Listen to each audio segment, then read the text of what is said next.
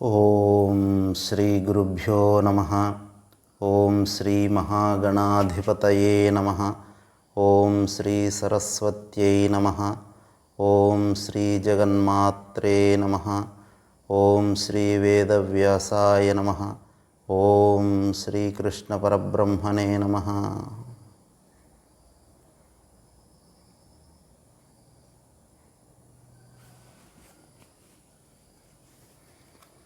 భాగవతం ద్వితీయ స్కందంలో మొదటి అధ్యాయంలో మనం చెప్పుకోబోతూ ఉన్నాం. నిన్నటి రోజున సంఘభావనను వదిలించుకోవాలి అనే విషయాన్ని చెప్పటం జరిగింది. సుఖమహర్షి చెప్తున్నారు పరీక్షిత్ మహర్షితో, అయ్యా, ఖట్వాంగుడు అనేటువంటి మహానుభావుడు జీవితం యొక్క చివరి దశలో ఇంకా ఒక గడియ సమయమే ఉంది అని, తన ఆయుష్ యొక్క ప్రమాణం పూర్తవుతున్న సందర్భంలో ఒకే ఒక గడియ సమయం మిగిలి ఉంది అని తెలుసుకున్నప్పుడు ఆ గడియ సమయంలోనే తాను మోక్షం పొందాడు. గడియ అంటే దాదాపు 24 నిమిషాలు, ఒక అరగంట సమయంలో తాను సర్వసంగ పరిత్యాగుడై ఏకాంతంలో కూర్చొని భగవచ్చింతన చేస్తూ అలాగే శరీరాన్ని వదిలేశాడు. తద్వారా అతను శ్రీకృష్ణ లేదా శ్రీ మహావిష్ణువు యొక్క సాయుజ్య పదవిని పొందాడు అని చెప్పారు. అంటే కేవలం దాదాపు ఒక అరగంట సమయం తన జీవితంలో సద్వినియోగం చేయటం వలన చిట్ట సమయంలో, మరణ సమయంలో ఉన్న కేవలం ఆ అరగంట సమయాన్ని పూర్తిగా వినియోగించుకొని తాను మోక్షాన్ని పొందగలిగాడు. అలాగా నీకు 7 రోజుల సమయం ఉంది.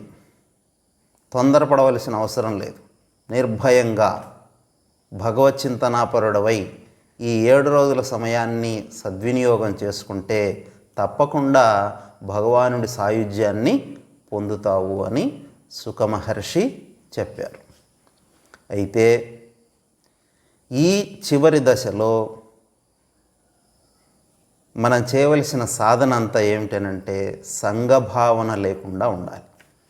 సంఘము అంటే ఇంతకుముందు మనం చేసినటువంటి విషయాలన్నీ మనసులో స్ఫురిస్తూ ఉంటాయి మాటికి. నేను అలా చేశాను, ఇలా చేశాను అని. ఆ చేసిన పనుల మీద సంఘభావన, తనకున్నటువంటి ఆస్తిపాస్తుల మీద సంఘభావన, తన బంధువులు, బిడ్డలు, భార్య మొదలైన వారు అందరి మీద కలిగినటువంటి సంఘభావన మాటికి మనసులో గుర్తొచ్చి భగవతత్వానికి నోచుకోకుండా చేస్తుంది. అందుకని కనీసం ఈ చివరి దశలోనైనా సరే ప్రాపంచిక విషయాల పట్ల ఉండే సంఘభావాన్ని పూర్తిగా నిరోధించు. ఎప్పుడైతే ప్రాపంచిక విషయ చింతన నిరోధించబడుతుందో అప్పుడే భగవచ్చింతన చేయడానికి మనస్సుకు యోగ్యత కలుగుతుంది. అందుకని నిరాసక్త భావన కావాలి. దాన్ని అసంగ శస్త్రము అని అన్నారు. నిన్న చెప్పుకున్నాం, కర్తృత్వ సంఘం, భోక్తృత్వ సంఘం, ఫల సంఘం అని ఈ విధంగా సంఘభావన మనల్ని పీడిస్తూ ఉంటుంది. దాని నుండి బయటపడాలి అని అంటే ఏం కావాలి? దానికి విరుగుడైనటువంటి అసంగ భావనను బాగా పెంచుకోవాలి. ఇవి ఏవి నాతో చివరి దాకా ఉండేవి కావు. మధ్యలో వస్తున్నాయి, మధ్యలో పోతున్నాయి. ఒంటరిగా మిగిలేది నేనే. నేను ఎవరితోటి సంఘభావన పెట్టుకోవాలి? శాశ్వతమైన వస్తువుతో సంఘభావన పెట్టుకోవాలి. ఆ శాశ్వత వస్తువు ఏమిటి? భగవానుడు. కాబట్టి ఆ భగవంతుని పట్ల మనస్సును బాగా దృఢం చేసుకుంటూ ఉంటే ఆటోమేటిక్గానే ప్రాపంచిక విషయాల మీద సంఘభావన తగ్గుతూ ఉంటుంది. ఇక్కడ సంఘభావన తగ్గుతూ ఉంటే భగవంతుని మీద సంఘభావన పెరుగుతూ ఉంటుంది. భగవంతునితో ఎంతగా మనం అనురక్తి చెందుతూ ఉంటామో అంతంతగా ఆయనలో విలీనమై ఆ భగవతత్వాన్నే పొందుతాం. దేహం పడిపోయిన తర్వాత ఆయనతో సాయుధ్యాన్ని పొందుతాం. ఇది సుఖ మహర్షి చెప్పినటువంటి బోధ. అయితే దీన్ని ఇంకొంచెం వివరించి చెప్పండి. ఒక సాధారణ లౌకిక మానవుడు మొట్టమొదటి నుండి సాధన చేయాలి అని అనుకుంటే ఏం చేయాలి అని అడుగుతున్నారు పరీక్షణ్ మహారాజు. చెప్తున్నాడు సుఖయోగి, అయ్యా 100కి 99% ఇంకా ఎక్కువే అని చెప్పుకోవచ్చు. అందరూ ప్రజలంతా విషయ సుఖాల మీదనే మనస్సును కేంద్రీకరించి ఉంటారు కదా. ఎందుకు అని అంటే మనలో ఉన్న ఇంద్రియాలు 5, కర్మేంద్రియాలు ఉన్నాయి 5, అవి వేరే. ఎందుకంటే వాటికి జ్ఞానం లేదు. జ్ఞానేంద్రియాలు ఏం చెప్తాయో కర్మేంద్రియాలు అవి చేస్తాయి అంతే. కానీ జ్ఞానం కలిగి వ్యవహరించేటివి, గుర్తించేటివి ఇంద్రియాలు మనలో ఎన్ని ఉన్నాయి? 5. వాటిని జ్ఞానేంద్రియాలు అంటే కన్ను రూపాన్ని గుర్తిస్తుంది, చెవి శబ్దాన్ని గుర్తిస్తుంది. ఈ శబ్దం ఫలానా వ్యక్తిది, ఆయన పక్కన మాట్లాడుతున్నట్టున్నారు అని. మనకు కనపడకపోయినా ఆ శబ్దము ద్వారా అక్కడ విషయాన్ని మనం గుర్తించగలం. ఇలా శబ్దాల ద్వారా, రూపం ద్వారా విషయాలను గ్రహిస్తూ ఉంటాం కదా. విషయాలు ఎన్ని? శబ్ద, స్పర్శ, రూప, రస, గంధము. ఈ 5 విషయాలు. విషయాలంటే మన చేత అనుభవింపబడేవి. ఇవి ఎక్కడి నుండి వచ్చాయి? పంచభూతాల నుండి.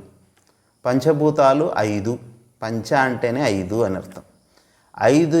5 యొక్క ఉత్పత్తి ఏమిటి? వాటి యొక్క వికారాలు. ఆకాశం యొక్క గుణం శబ్దం, వాయువు యొక్క గుణం స్పర్శ, అగ్ని యొక్క గుణం రూపం, జలం యొక్క విషయం రుచి, అలాగే భూమి యొక్క విషయం వాసన. ఈ విధంగా ఈ 5 విషయాలను మనం మన ఇంద్రియాల ద్వారా అనుభవిస్తున్నాం. అంటే పంచభూతాల నుండి పుట్టిన విషయాలను, పంచభూతాల యొక్క వికారమే అయినటువంటి మనలో ఉన్న జ్ఞానేంద్రియాలు అనుభవిస్తూ ఉన్నాయి కదా. ఇప్పుడు ఎందుకు ఈ ఇంద్రియాలు ఆ విషయాల పట్ల అంతగా ఆకర్షితమవుతున్నాయి అని అంటే అవి సజాతీయం కాబట్టి. చూడండి, ఎక్కడైనా సమాజంలో సజాతీయ వస్తువులు తొందరగా కలిసిపోతాయి కదా. ఎక్కడైనా దూర ప్రాంతాలకు వెళ్ళినప్పుడు మీరు తెలుగువారా అండి? అవునండి, మేము తెలుగువారమే. మంది అంతా ఆంధ్ర అండి అని వెంటనే కలిసిపోతారు కదా. ఎందుకంటే మనకు సజాతి అనేది ఉంది. ఏది? ప్రాంతీయులం, ఒకే ఒక ప్రాంతం కాబట్టి. అలాగా సమాన లక్షణాలు కలిగిన, సమాన ధర్మాలు కలిగిన వస్తువులు ఏమవుతాయి? తొందరగా కలిసిపోతాయి. ఇప్పుడు శబ్దస్పర్శ రూప రసగంధాదులన్నీ కూడా పంచభూతాల నుండి పుట్టాయి. మనలో ఉన్న ఇంద్రియాలు కూడా పంచభూతాల నుండే. తత్వబోధ గ్రంథాన్ని మనం పరిశీలిస్తే ఈ విషయం తెలుస్తుంది. అది చదువుకుంటే ఇది క్లియర్గా అర్థమవుతుంది. కన్ను, చెవి, ముక్కు, నోరు, చర్మం ఇవన్నీ కూడా పంచభూతాల యొక్క వికారాలు. అవి 2 పంచభూతాల నుండి పుట్టినవి కాబట్టి ఏమవుతున్నాయి? తొందరగా కలిసిపోతున్నాయి. అందుకని ఈ ఇంద్రియాల యొక్క సమిష్టి రూపం మనస్సు. 5 ఇంద్రియాలు ఉన్నాయి. 5 ఇంద్రియాలలో కామన్గా పనిచేసేది ఏమిటి? మనస్సు. మనస్సు ఇంద్రియాల ద్వారా, మనస్సు కన్ను ద్వారా బయటికి వచ్చి ఇది ఫలానా రూపము అని గుర్తిస్తూ ఉన్నాం కదా. కాబట్టి ఇంద్రియాల ద్వారా మనస్సు ఆ విషయాలని అనుభవిస్తూ ఉంది. ఈ మనస్సు కూడా ఈ ఇంద్రియాల యొక్క సమిష్టి శక్తి కాబట్టి, అన్ని కలిపినటువంటి శక్తి కాబట్టి అది కూడా పంచభూతాల నిర్మితమే. అందుకనే సజాతీయం, తొందరగా కలిసిపోతుంటుంది. మనస్సు ఎందుకు మాటి మాటికి పోయి ప్రపంచంలో పడుతుంది? అది సజాతీయం. అందుకని ఇలా సజాతీయం అనేటువంటి ఒక కామన్ ఫ్యాక్టర్ అక్కడ ఉండటం వలన ఏమవుతుంది? మనస్సు ఎప్పుడూ అక్కడికే పోయి కూర్చుంటుంది.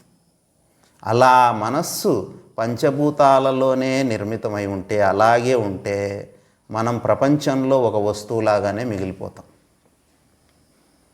చూడండి, మనస్సు పంచభూతాలతో తయారైనదే అయినా దానికి ఒక విశిష్టత ఉంది. ఏమిటి ఆ విశిష్టత అంటే దానికి సూక్ష్మత్వం ఉంది కదా. ఆ సూక్ష్మత్వం కారణంగా అదేం చేస్తుంది? ఇటు అటు రెండు వైపులా పనిచేస్తూ ఉంటుంది. ఇటు ప్రపంచంతోనూ సంబంధం పెట్టుకోగలదు, అటు భగవంతునితోనూ సంబంధం పెట్టుకోగలదు. పంచభూతాలతో తయారీ అయినప్పటికీ ఆత్మ యొక్క వెలుగును తాను గ్రహించటం వలన అది ఏమవుతుంది? ఒకానొక చైతన్యాన్ని సంతరించుకొని విషయ ప్రపంచంతో సంబంధం పెట్టుకున్నట్లుగానే భగవంతునితో కూడా సంబంధం పెట్టుకునే శక్తి దానికి ఉంది. విషయ ప్రపంచంతో మనస్సుకి సహజంగా సంబంధం ఏర్పడుతుంది, అప్రయత్నంగా. కాబట్టే మనం ప్రపంచంలో అప్రయత్నంగా వ్యవహారం చేస్తూ ఉంటాం. కానీ ఇదే మనస్సును వెనక్కి మరలించి భగవంతునితో రమింపజేయాలి అని అంటే భగవంతుడు విజాతీయుడు. ఇది అనిత్యమైతే మనస్సు ఆయన నిత్యం, ఇది చంచలమైతే అది అచలం కదా. అందుకని అదేంటో లేప్ప మనకు సమ్మతపడేది కాదు అని ఆ మనస్సు ఏం చేస్తుంది? ఆ విషయంలోకి చొచ్చుకుపోవడానికి, భగవతత్వంలో రమించడానికి ఆసక్తి చూపదు. అయినా శక్తి మాత్రం ఉంది దానికి. ప్రయత్నం చేస్తే భగవతత్వాన్ని అందుకోగలదు. కానీ ఇక్కడ సులభంగా దొరుకుతున్నాయి విషయ సుఖాలు, అందుకని ఇటువైపు పరిగెడుతుంది. అయితే ఇక్కడ లాభం లేదు మనకు. సులభంగా దొరికిన ప్రాపంచిక సుఖాలు అనుభవించడం వలన ఆనందం అనేది క్షణికమే. ప్రపంచంలో మనం అనుభవిస్తున్న అనుభవాలు, ఆనందము ఎలాంటిదనంటే చర్మం మీద వచ్చినటువంటి గజ్జి తామరలు బాగా మనలో ఇబ్బంది పెడుతున్నప్పుడు ఊరికి ఇలా గోకుతూ ఉంటాం. గోకినప్పుడు ఏమవుతుంది? ఒకంత సుఖం అనిపిస్తుంది. ఆ తామర వచ్చినప్పుడు ఇలా గోక్కోవడం వలన వచ్చేటువంటి సుఖంగా అనిపిస్తుంది. కానీ ఆ గోకటం మానుతూనే మంట పుడుతుంటుంది. ప్రపంచంలో వచ్చే సుఖంలాగా కనపడుతుంది, కానీ వెంటనే మంట, దుఃఖం వస్తుంది. అందుకని ప్రాపంచిక సుఖాల కోసం పరిగెత్తే మనస్సును క్షణికమైన విషయాలలో క్షణికమైన ఆనందాన్ని పొందే ప్రయత్నంలో ఉన్న మనస్సును వెనక్కి మరలించాలి, వెనక్కి తీసుకురావాలి. తీసుకొచ్చి అక్కడే కాదు రమించటం, ఇదిగో ఇక్కడ వెతుక్కో నీకు ఆనందం ఉంది అని భగవతత్వం వైపుకి మనస్సును మరలిస్తే, ప్రయత్నపూర్వకంగానైనా సరే భగవంతుని వైపు మనస్సును మరలిస్తే అక్కడ సుఖం ఏ కొద్దిగా అది అనుభూతికి తెచ్చుకున్నా ఇంకా మళ్ళీ వదిలిపెట్టదు. మనస్సు అదే నిష్టలో ఉండిపోతుంది. అందుకని ప్రయత్నపూర్వకంగా మనస్సును వెనక్కి లాగి ఏం చేయాలి? అంతర్ముఖం చేసి ఆత్మనిష్ట అంటే మనలోనే ఉన్నటువంటి ఆనందతత్వాన్ని అనుభవించడానికి ప్రయత్నం చేయాలి అని సుఖయోగీంద్రుల వారు పరీక్షిత్తుకి చెప్పటం జరిగింది. అలా మనస్సును బాహ్య వస్తువుల నుంచి తీసుకొచ్చి ఏం చేయాలి? మనో నిర్విషయం యుక్త్వా తతఃకించ నస్మరేత్. మనస్సును అలాగా తీసుకొచ్చి భగవంతుని మీద కేంద్రీకరింపజేసి నిర్విషయం, ఏ విషయము మనస్సులోకి రాకుండా భగవంతుడే అనేటువంటి భావనతో ఉండాలి. ఒక భగవంతున్నే స్మరించాలి. నువ్వు 10 నిమిషాలు చెయ్యి, 2 నిమిషాలు చెయ్యి, 1 నిమిషం చెయ్యి, అర నిమిషం చెయ్యి. ఆ అర నిమిషంలోనైనా సరే మనస్సులో కేవలం భగవంతుడే నిలవాలి. ఏ విషయ ప్రపంచము, ఏ విషయ ప్రాపంచిక ఆలోచన మనస్సులో రాకూడదు. నా కించిత్ కొంచెం కూడా బాహ్య విషయాలను ఆలోచించవు. అలాంటి సమయం ఒక్క క్షణమైనా సరే నీ జీవితంలో అది మహోపకారం చేస్తుంది. అలాగా మనస్సును అంతర్ముఖం చేసి భగవంతుని వైపు నిలిపి వేరే ఏమీ ఆలోచన లేకుండా ఉండమన్నాడు. అలా ప్రయత్నం చేస్తే భగవంతుడు అనుగ్రహిస్తాడు, ఆయన యొక్క సాయుధ్యం లభిస్తుంది. అయితే ఇలా చేసే ప్రయత్నంలో మనకు కొన్ని ఆటంకాలు వస్తూ ఉంటాయి. మనస్సును నిగ్రహించి భగవంతుని మీద పెట్టడం అనేది ఒక గొప్ప మహత్కార్యం. ఏదైనా ఒక మంచి పని చేస్తున్నాం మనం అని అంటే మనలో లోపల నుండి ఆటంకాలు పుడుతూ ఉంటాయి. ఆటంకాలు 2 రకాలుగా వస్తూ ఉంటాయి మనకి సాధనలో. బాహ్యమైన ఆటంకాలు, ఆంతరంగికమైన ఆటంకాలు. మనలో తగినంత పుణ్యం లేనప్పుడు, తగినంత సాధనా బలం లేనప్పుడు, పట్టుదల లేనప్పుడు బాహ్యమైన చిన్న చిన్న సంఘటనలు కూడా మన మనస్సును చెదరగొడుతూ ఉంటాయి. అంతేకాకుండా మనస్సులో కూడా లోపల నుండి ఏవేవో ఆలోచనలు వస్తూ ఉంటాయి. ఎందుకు? ఇంతకుముందు ఏవేవో చేసి ఉంటాం కదా కర్మలు, వాటి సంస్కారాల రూపంలో ఆ నిక్షిప్తమై ఉన్నటువంటి ఆలోచనలన్నీ అప్పుడే విజృంభిస్తూ ఉంటాయి. మనం చెప్తూ ఉంటారు, మామూలుగా ఉన్నప్పుడు ఏమీ గుర్తురావండి, ధ్యానంలో ఉన్నప్పుడు అన్నీ ఎప్పుడెప్పుడో అన్నీ గుర్తొస్తుంటాయి అని. మామూలుగా ఉన్నప్పుడు అంటే ఒక పనిలో ఉంటాం, ప్రపంచ విషయాలు అవి ఇవి ఆలోచన చేస్తూ ఉంటాం. అలా కాకుండా మనస్సును నిశ్చలం చేయాలి అని ప్రయత్నం చేస్తే ఏమవుతుంది? అది బయట విషయాల నుండి తప్పించుకోవడానికి ప్రయత్నం చేస్తే లోపల ప్రపంచం బయటకు వస్తుంది, అప్పుడు అది డిస్టర్బ్ చేస్తుంది కదా. అందుకని బాహ్యంగా లోపల రెండిట్లో మనం మనస్సును నిగ్రహించుకోవాలి. బాహ్య విషయాల పట్ల చలించకూడదు, దేన్ని చూసినా భగవత్ స్వరూపంగా భావించాలి. లోపల నుండి వచ్చే సంస్కారాలన్నిటినీ సాక్షిగా చూస్తూ ఉండాలి. అలా చూస్తూ చూస్తూ చూస్తూ కొంతకాలానికి అవన్నీ మాలిన్యాలన్నీ శమించినప్పుడు మనస్సు భగవంతుని మీద సులభంగా కేంద్రీకృతమవుతుంది. మొట్టమొదటనే చిన్నపాటి ఆటంకం వచ్చేసరికి మనము దిగ్భ్రాంతికి లోనై సాధనను మానివేస్తే ఒక్క అడుగు కూడా ముందుకు వేయలేం. యోజనానాం సహస్రాణి యాతి గచ్చన్ పిపీలికః అగచ్చన్ వైనతేయోపి పదం ఏకం న గచ్చతి అని చెప్తారు. ప్రయత్నం చేస్తూ ఉంటే ఒక చీమైనా సరే కొన్ని వేల యోజనాలు దాటిపోతుంది. చీమ ప్రయత్నం చేయకుండా ఎక్కడున్న వాళ్ళు అక్కడే ఉంటే వైనతేయోపి గరుత్మంతుడైన, చూడండి గరుత్మంతుని వేగం ఎంత, ఒక చీమ వేగం ఎంత. ప్రయత్నం చేస్తే చీమైనా సరే ఎన్నో కిలోమీటర్లు దాటిపోగలదు, నడిచిపోగలదు. ప్రయత్నం చేయకుండా కూర్చుంటే గరుత్మంతుడైనా సరే ఎక్కడివాడు అక్కడే ఉంటాడు. అందుకని మనస్సులో వచ్చే ఆటంకాలకు మనం నిబ్బెరపడిపోకుండా ప్రయత్నం చేయాలి, పట్టుదలతో ముందుకు సాగిపోతూ ఉండాలి. ఏదో ఒక రోజుకి మన పట్టుదలకి ఆ ఆటంకాలన్నీ ఏమవుతాయి? పాదదాసులవుతాయి. అంటే ఏదో ఒక రోజు మనం విజయం సాధిస్తాం. అందుకని పట్టుదలతో మనస్సును అంతర్ముఖం చేసి లోపలే వచ్చేటువంటి సంస్కారాల నుండి మెల్లమెల్లగా అధిగమిస్తూ సాధనలో ముందుకు పోతూ ఉండాలి. ఒకే రోజు ఎవడూ సిద్ధుడుగాడు. ప్రయత్నం చేస్తూ చేస్తూ చేస్తూ ఉంటే కొంతకాలానికి దాని మీద పట్టు దొరుకుతుంది. అలా లోపల వచ్చే ఆటంకాలు ఏమిటి అని అంటే చెప్పుకున్నాం, కుసంస్కారాలు అని. అవి ఎలా కలుగుతాయి? భగవద్గీత కూడా చెప్తుంది. కామయేష క్రోధయేష రజోగుణ సముద్భవ అని.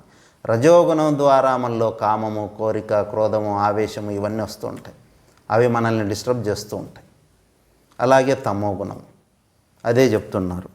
రజస్తమోభ్యాం ఆక్షిప్తం విమూఢం మనః ఆత్మనః. ఆత్మనః మనః అంటే నీ యొక్క మనస్సును చెదరగొట్టేది ఏమిటి? రజోగుణం.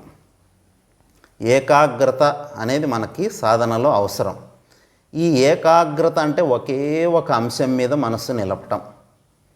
భగవంతుని మీదనే మనస్సు నిలపాలి. అలా ఒకే ఒక లక్ష్యం మీద మనస్సు నిలబెడుతున్నప్పుడు ఆ మనస్సు ఆ లక్ష్యం మీద నిలబడకుండా ఏమవుతుంటుంది? చెదిరిపోతుంటుంది. మనమేమో ఏకాగ్రం చేయడం కోసం ప్రయత్నం చేస్తాం, ఇంకొకటేదో దాన్ని చెదరగొడుతూ ఉంటుంది. ఏమిటి ఆ చెదరగొట్టేది? మన శత్రువు ఏది? రజోగుణం. మనలో ఉన్నటువంటి రజోగుణం. ఈ రజోగుణం శాంతించాలి. ఎలా శాంతిస్తుంది? ప్రయత్నంతోనే సాధిస్తుంది కదా.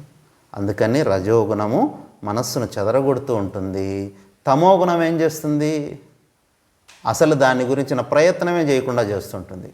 తర్వాత చూద్దాంలే, ఇప్పుడు పడుకో, ఇవాళ టీవీ చూడు, ఇది చూడు, అది చూడు, ఆడుకో, పాడుకో, పడుకో, ఇలాంటి ఆలోచనలు వస్తుంటాయి. కానీ దాని మీదికి మనస్సు పోనీయదు. అసలు ముందే అడ్డుకుంటుంటుంది. యోగ్యతను మనస్సుకి కలిగించదు.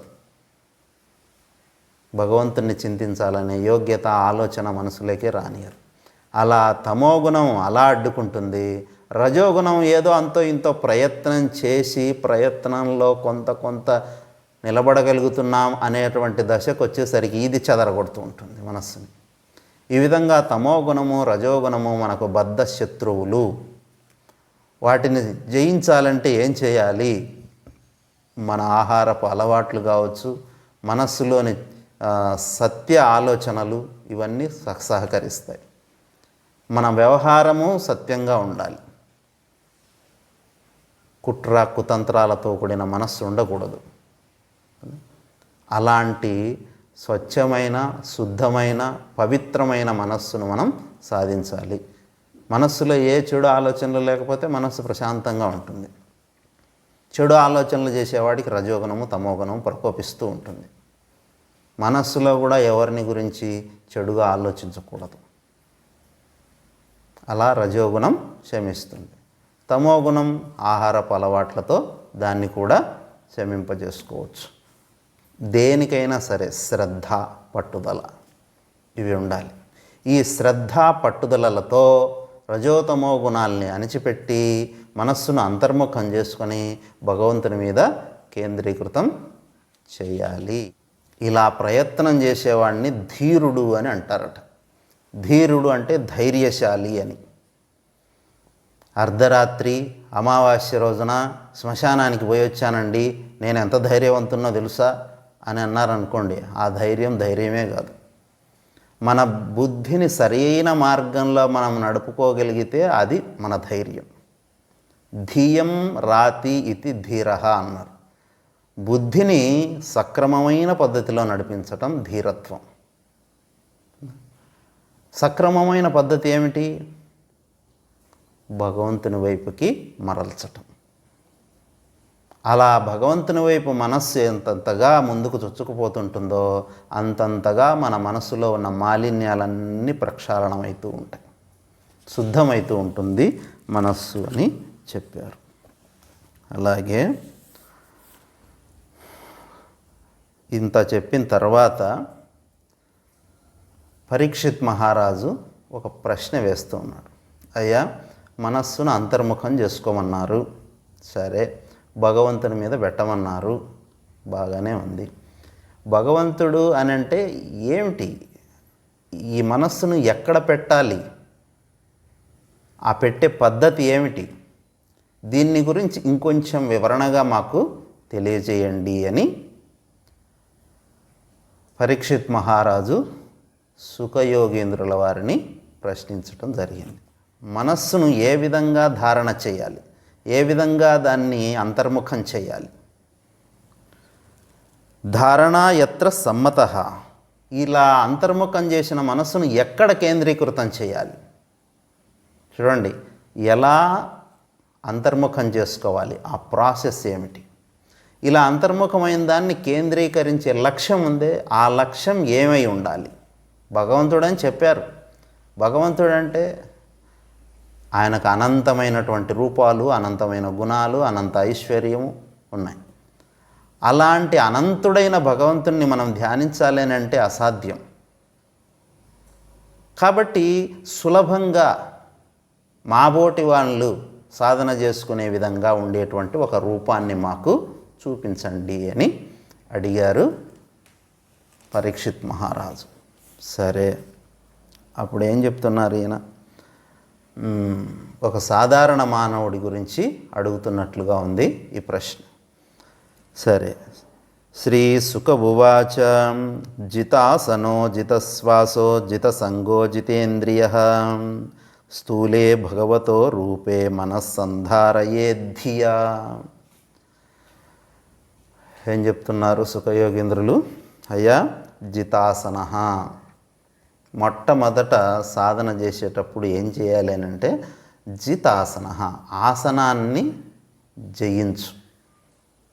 ఆసనాన్ని జయించటం అంటే కొద్దిసేపు అయినా ప్రశాంతంగా నిశ్చలంగా కూర్చునేలాగా నీ మనస్సును, నీ శరీరాన్ని తయారు చేసుకోవాలి. చూడండి, నిశ్చలంగా కొద్దిసేపు కూడా మనం కూర్చోలేం. కాలు కదుపుతాం, చెయ్యి కదుపుతాం, తల కదుపుతూ ఉంటాం, అటు కూర్చుంటాం, ఇటు కూర్చుంటాం, ఎన్నెన్నో వేషాలు ఇస్తూ ఉంటాం కదా. అలా కాకూడదట, అలా చేయకూడదు. నిశ్చలంగా కూర్చోగలగాలి. అందుకే పతంజలి మహర్షి చెప్తారు, ఆసనం ఏమిటి అని అంటే స్థిర సుఖం ఆసనం. అంతే, స్థిరంగా సుఖంగా కూర్చోగలగాలి కొద్దిసేపు అయినా, అది ఆసనం కదా. అలా స్థిరంగా సుఖంగా కూర్చోగలిగిన శక్తి మన శరీరానికి మనమే ఇచ్చుకోవాలి. శరీరాన్ని ఆ విధంగా తర్ఫీదు చేసుకోవాలి. అది యోగాసనాలు కావచ్చు, ఇంకా ఏమైనా కావచ్చు కదా. కాబట్టి స్థిరంగా సుఖంగా కూర్చోగలగటమే మొట్టమొదటి సిద్ధి. ఏమండి స్థిరంగా కూర్చోలేకపోతే నష్టం ఏమిటి అని అనొచ్చు. చూడండి, ఒక కుండ ఉంది, కుండలో నీళ్లు తీసుకున్నాం. కుండలో నీళ్లు తీసుకుని ఉన్నప్పుడు ఆ కుండను కదుపుతూ ఉంటే కుండ లోపల ఉన్న నీళ్లు నిశ్చలంగా ఉంటాయా?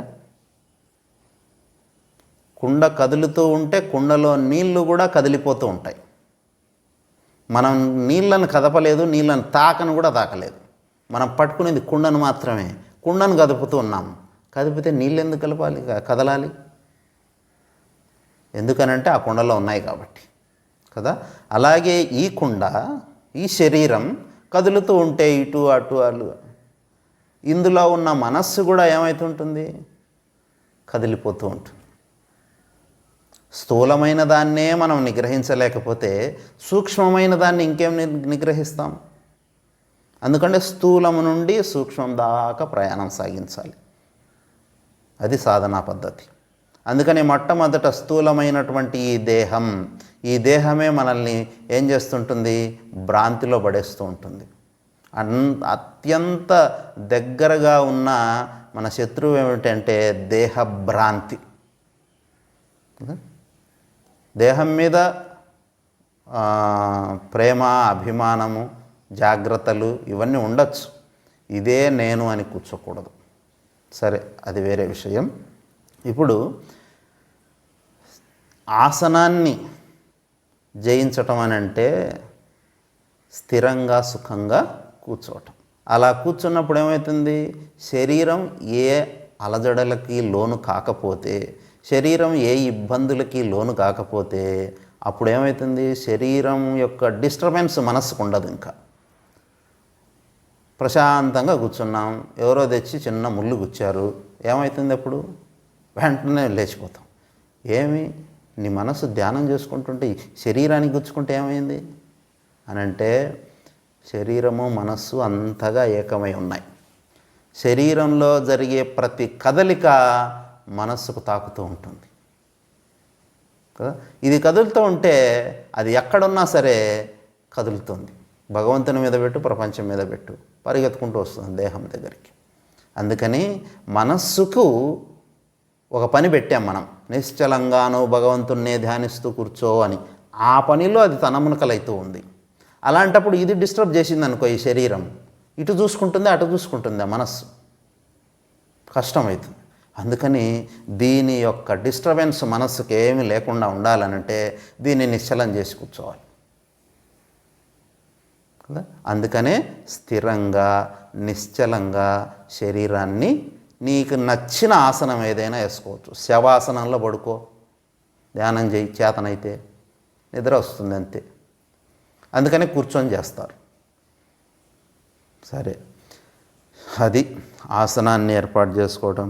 జిత శ్వాస, శ్వాసను జయించాలి. రెండవది, మొదటిది ఆసనం, రెండవది శ్వాస. శ్వాస ఏమిటి?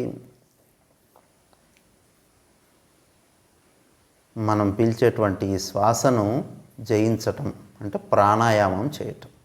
చూడండి, శరీరం యొక్క డిస్టర్బెన్స్ మనసుకి పోయింది, ఇంకా దాన్ని బాగా కేంద్రీకరించాలి. మనస్సు భగవంతుని మీద పెట్టాలి అని అంటే అయినప్పటికీ, శరీరం డిస్టర్బ్ చేయనప్పటికీ కూడా ఏవో లోపల అలజడులు ఆలోచనలు వస్తూ ఉంటాయి. దాంతో డిస్టర్బ్ అవుతుంటుంది మనస్సు.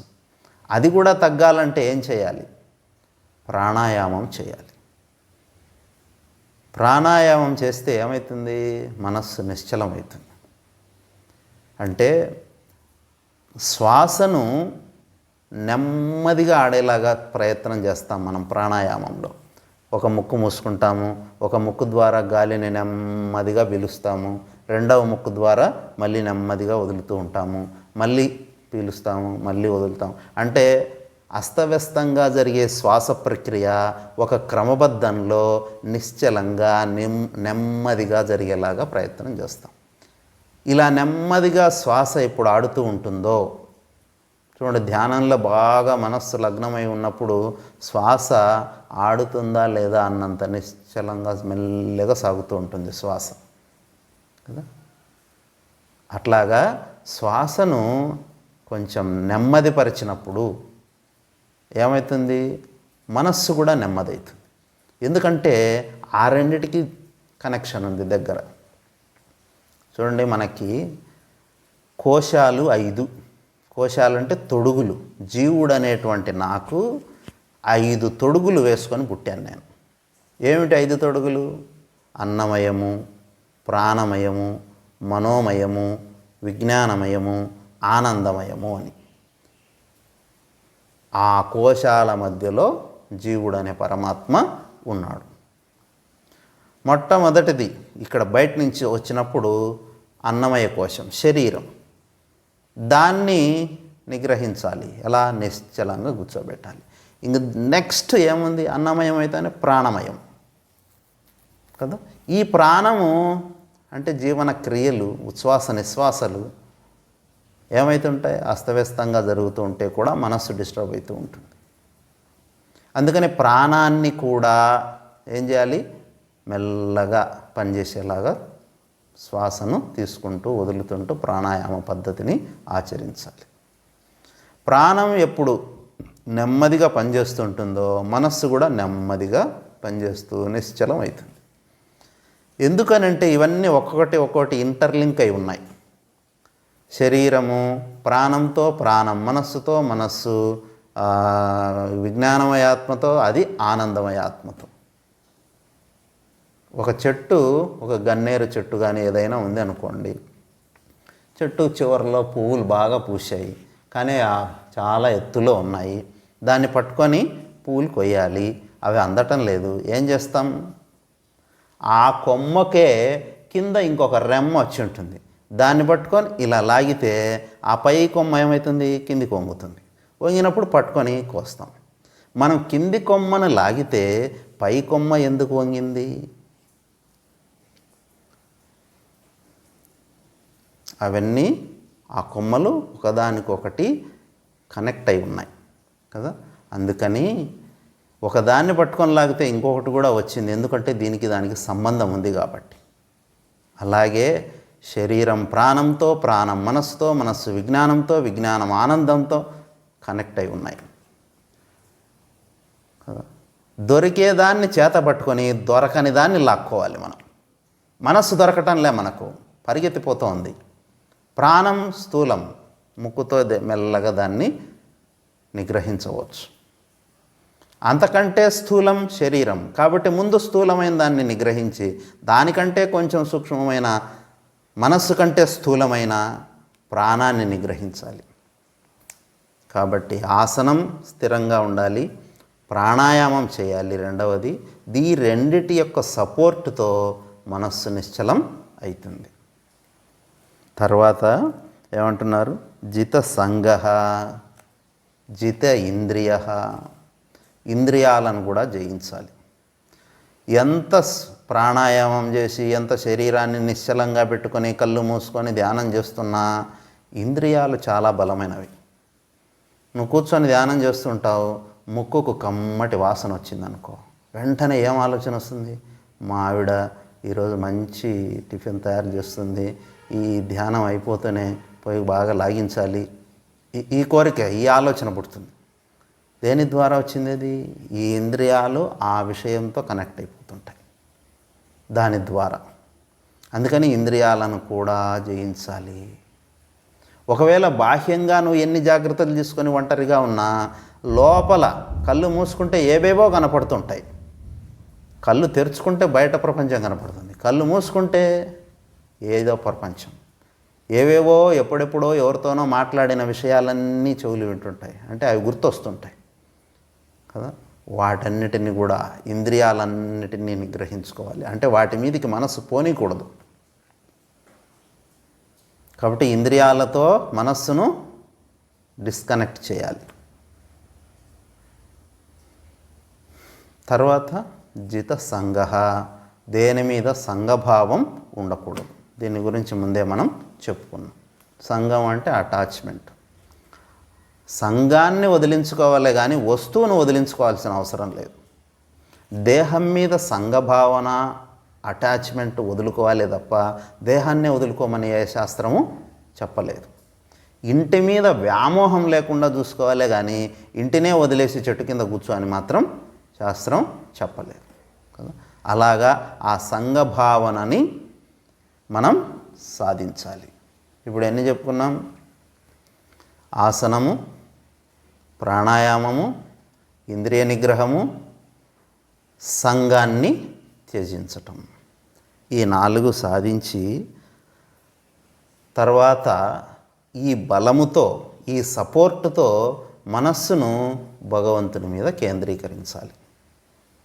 పరీక్షిత్తుల వారు అడిగింది అదే కదా, అయ్యా మనస్సును నిగ్రహించమంటున్నావు, ఎలా నిగ్రహించాలి, దేని మీద పెట్టాలి అని. ఎలా నిగ్రహించాలంటే ఇది ప్రాసెస్. ఊరికే మనస్సు అంత సులభంగా లొంగదు, ఎన్నెన్నో ప్రిపరేషన్స్ చేసుకోవాలి దానికి. కొంత ఆరితేరామనుకో, తర్వాత ఎక్కడ కూర్చున్నా మనస్సు ఆటోమేటిక్గా నిలిచిపోతుంది.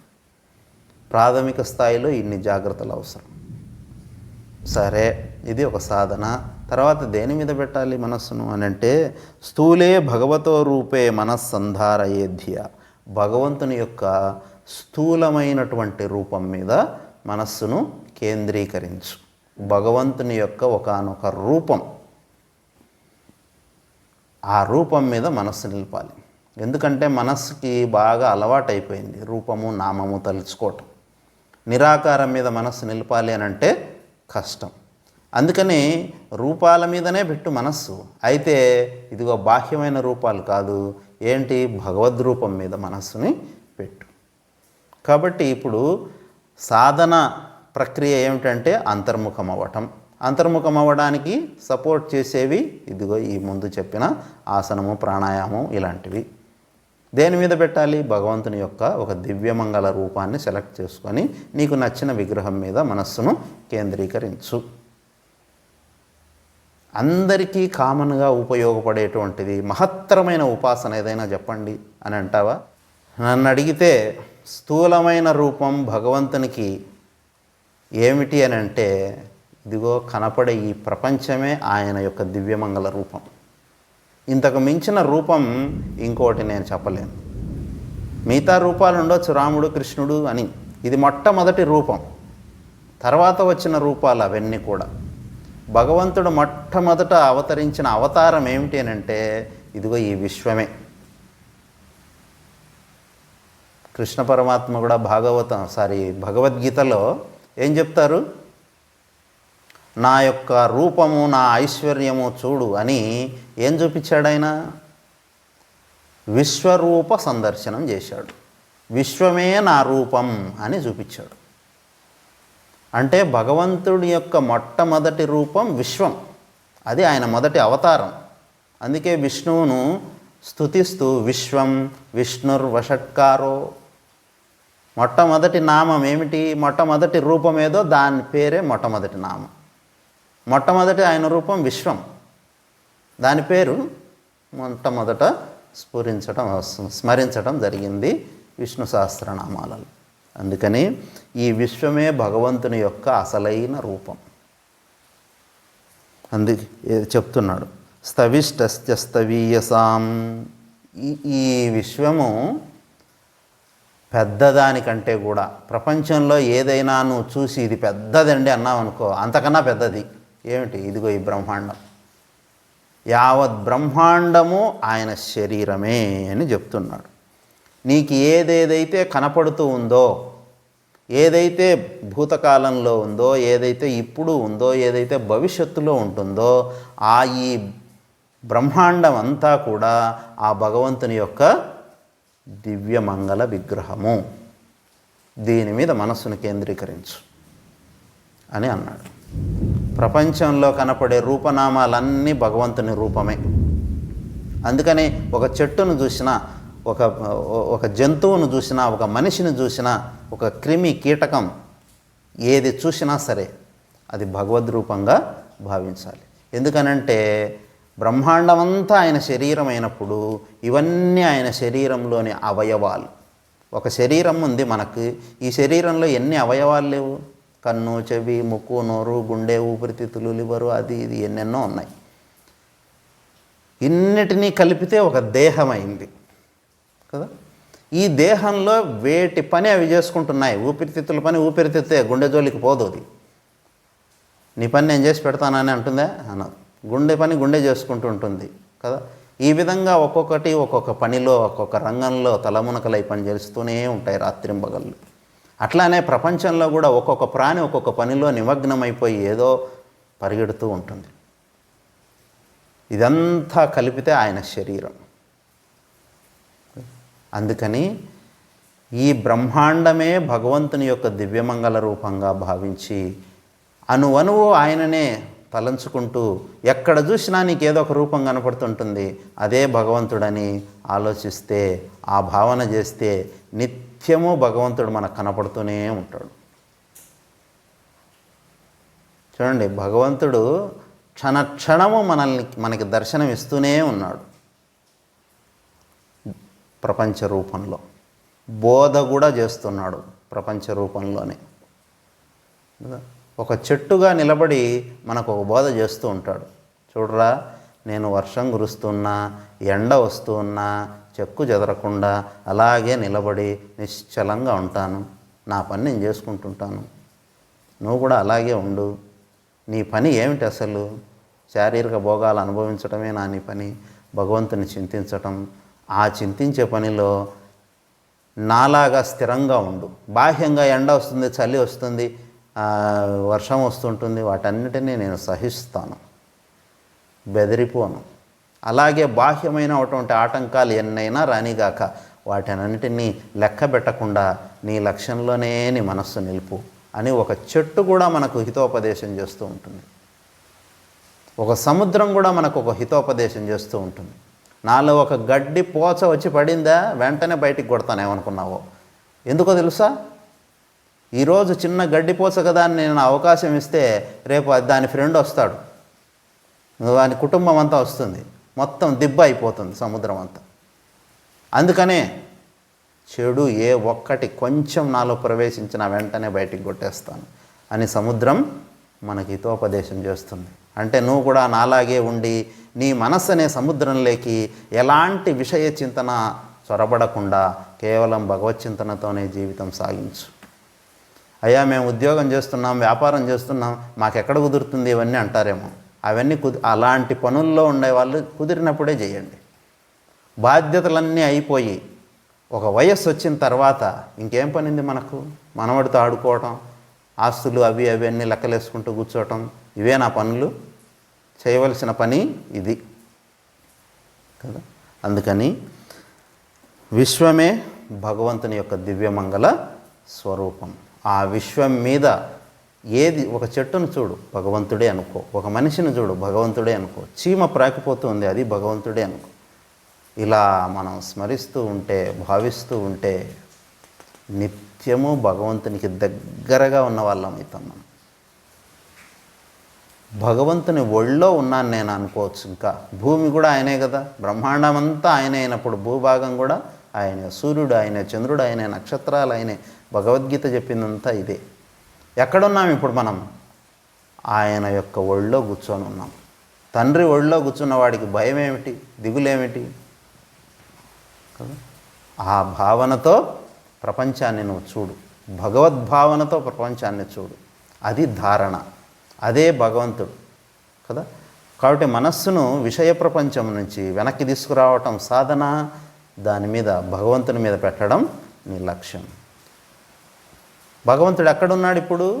ప్రపంచమంతా ఆయనే. 7 కోశాలతో ఆయన ఉన్నాడట.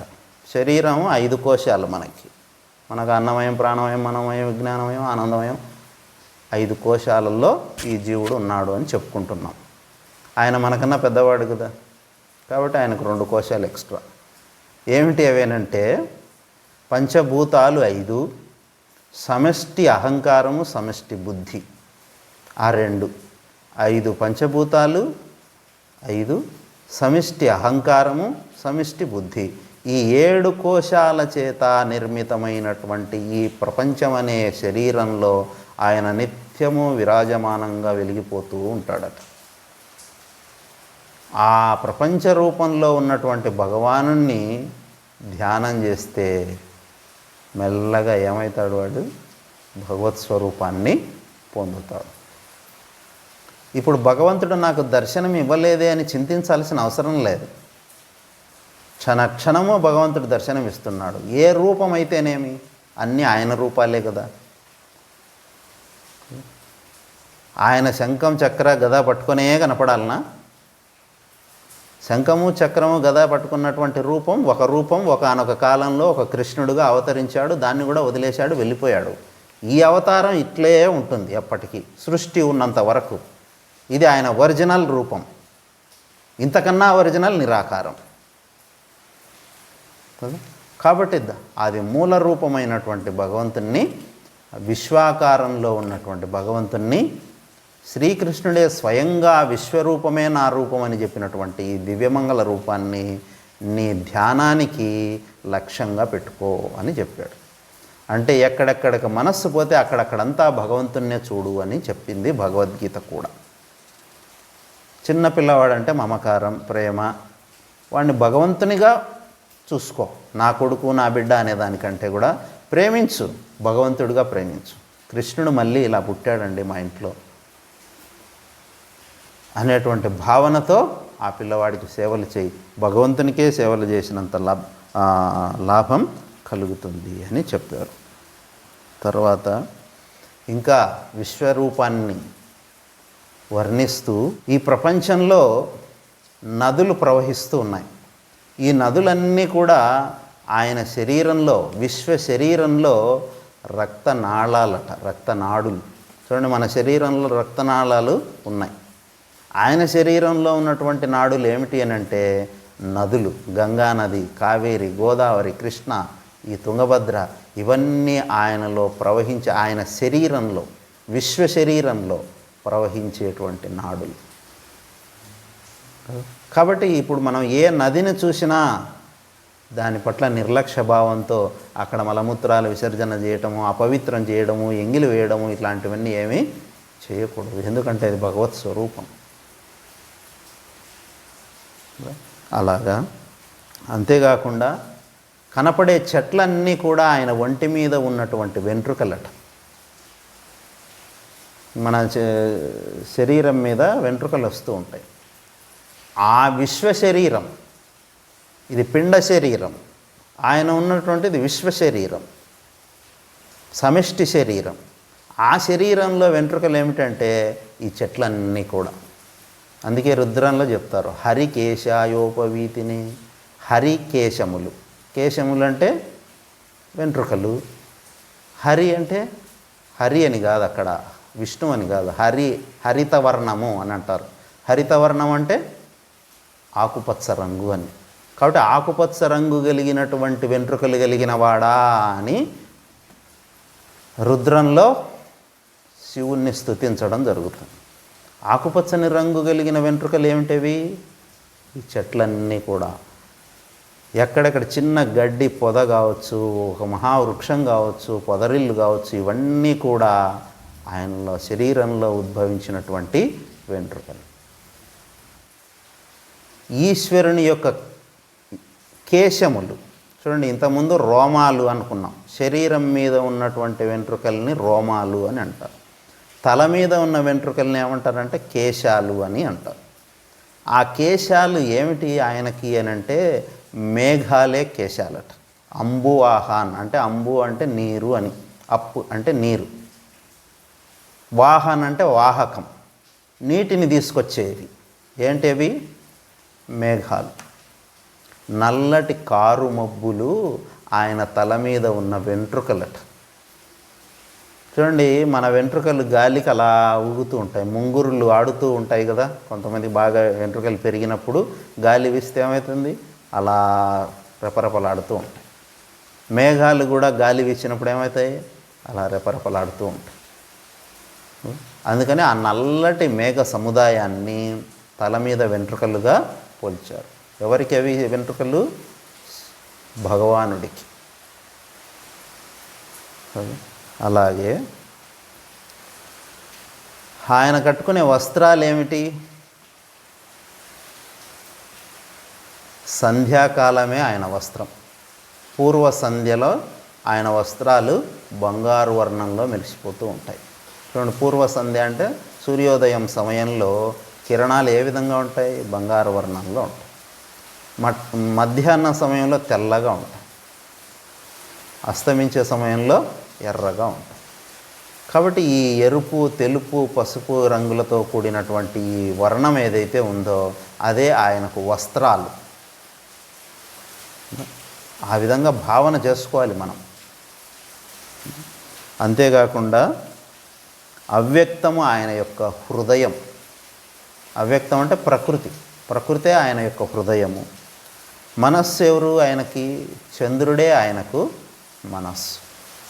ఈ విధంగా విశ్వము అనేటువంటి శరీరాన్ని మనం భగవత్ శరీరంగా భావించి విశ్వాన్ని చూసినప్పుడంతా భగవంతున్నే చూస్తున్నట్లుగా భావన చెయ్యాలి.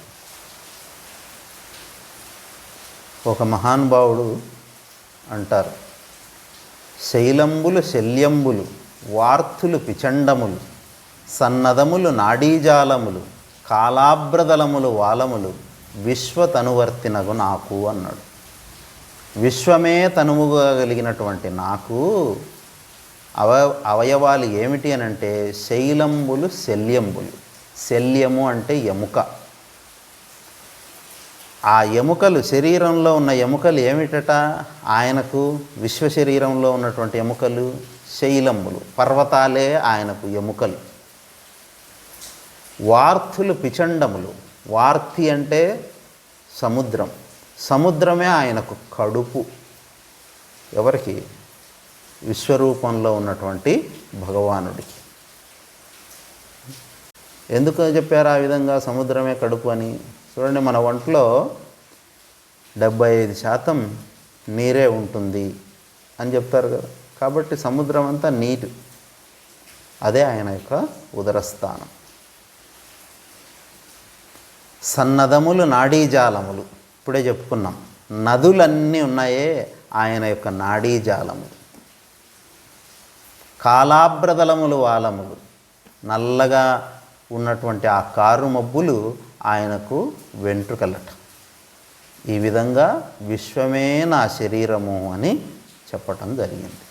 కాబట్టి ప్రత్యక్ష రూపంలో గోచరించేటటువంటి భగవంతుని యొక్క దివ్యమంగళ రూపం ఏమిటి అని అంటే ఇదిగో ఈ ప్రపంచమే. అనునిత్యము మనకు ప్రత్యక్షంగా ఉంటుంది. ఆయన కనపడుతూనే ఉంటాడు. పశ్యన్నపి నపశ్యతి అన్నట్లుగా ఉండకూడదు. మనం చూస్తూ ఉన్నా గుడ్డివాడిలాగా ఉండకూడదు. ఎందుకంటే ఇప్పుడు అలాగే ఉన్నాం. నిత్యము భగవంతుని చూస్తూనే ఉన్నాం, కానీ చూడని వాడిగా గుడ్డివాడిగా బతుకుతున్నాం. ఎందుకంటే అది భగవత్ స్వరూపమే అనే గుర్తింపు మనకు లేదు. అది లేనప్పుడు చూసినా చూడనట్లే లెక్క. ప్రపంచం ఇంత సిస్టమేటిక్గా నడుస్తుంది అని అంటే, ఒక ఆకు సూర్యకిరణాలను తీసుకొని తనకు ఆహారాన్ని తయారు చేసుకుంటుంది అని అంటే, ఆ ప్రాసెస్, ఆ ప్రక్రియ ఎంత నాలెడ్జ్ దాంట్లో ఉంది. అది జడమే అయితే నిజంగా ఆ పని అది చేయగలదా? మన శరీరంలో ఒక్కొక్క కణము ఎంతో పనిచేస్తున్నాయి, మనకు తెలియదు కదా. అలాగే విశ్వ శరీరంలో ప్రతిదీ ఎంతో పనిచేస్తూ ఉంది. అదంతా ఆ భగవంతుని యొక్క చైతన్యం యొక్క మహిమే. ఈ విధంగా భావన చేస్తూ ప్రపంచాన్నే భగవంతునిగా భావించి ఏం చేయాలి?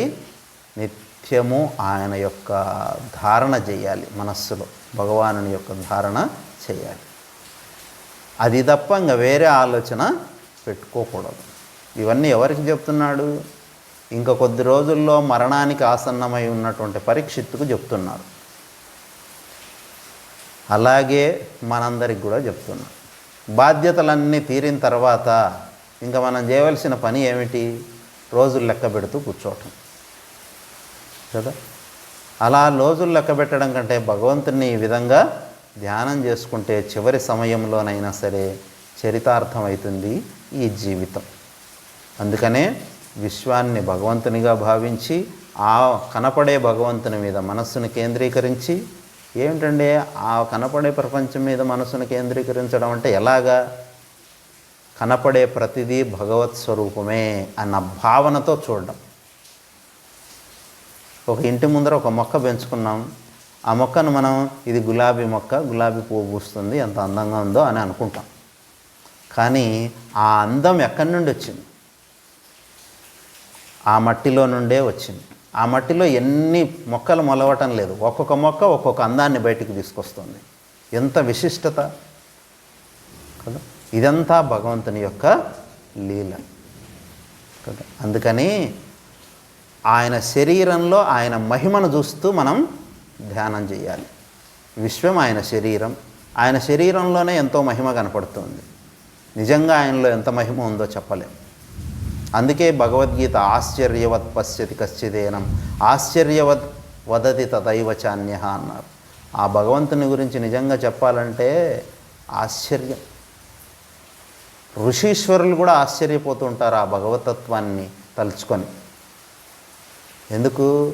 ఆయన దేహమే ఇంత వైవిధ్యభరితంగా, ఇంత ఆశ్చర్యభరితంగా ఉందే, నిజంగా ఆయన ఎంతటి మహిమ కలిగిన వాడో, ఎంత ఆశ్చర్య స్వరూపుడో అని అనిపిస్తుంది. సరే, ఆ విధంగా భగవంతుని పట్ల మనస్సును ధారణ చేయటం ఎలాగా, దేని మీద ధారణ చేయాలి అని అంటే పరీక్షిత్ అడిగితే ఏం చెప్పారు? మొట్టమొదటి సాధన విషయ ప్రపంచం నుండి మనస్సును మరలించి అంతర్ముఖం చేసి లోపల వచ్చే ఆటంకాలన్నిటినీ జయిస్తూ మనస్సును భగవానుని పట్ల నిలపాలి. భగవానుని మీద నిలపాలంటే ఏమిటి ఆయన రూపము? అన్ని రూపాల కంటే శ్రేష్టమైన రూపం ప్రపంచ రూపము. దాని మీదనే కేంద్రీకరించు అంటే ఏమి చూస్తూ ఉన్నా, నీ కంటికి ఏది కనపడినా సరే అంతా భగవద్మయంగా భావించి వ్యవహారం సాగించు. ఇదే సాధన, ఇంతకు మించిన సాధన ఇంకేం లేదు అని సుఖమహర్షి ఈ రోజుటికి విరమించటం జరిగింది. రేపు మళ్ళీ చూద్దాం. ఓం శాంతి శాంతి శాంతి. హరి ఓం. శ్రీ గురుభ్యో నమః. హరి ఓం.